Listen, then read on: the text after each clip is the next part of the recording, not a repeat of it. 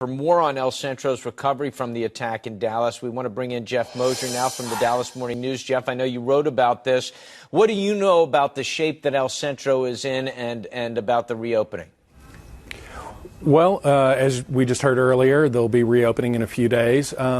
They've mostly cleared most of the damage.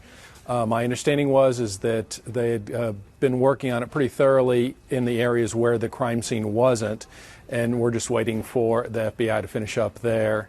Obviously, there was an explosive set off in there, so that had to be concerning. They did bring in a structural engineer to take a look at that, but they said that the damage was actually relatively minor, not extensive. So it's been a lot of work cleaning up glass, hazmat crews in there, things like that, trying to get it prepared to reopen. We have some recent history with schools dealing with things like this, and a number of them have completely changed the area where the crimes occurred. Is that what we should expect from El Centro, too, that crime scene, that area will be different once all is said and done?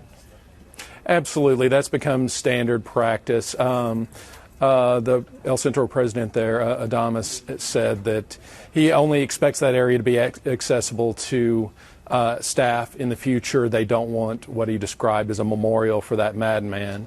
I talked to some people from Virginia Tech whenever they had their horrible shooting in 2007 where 32 innocent people were killed. The building where most of the deaths occurred, they transformed that from a classroom building into a center for peace studies and violence prevention. They wanted to not only physically change the building, but also change how it's used. The idea being from a Virginia Tech administrator that they wanted people to look at what this building would be in the future rather than focusing on what it was in the past.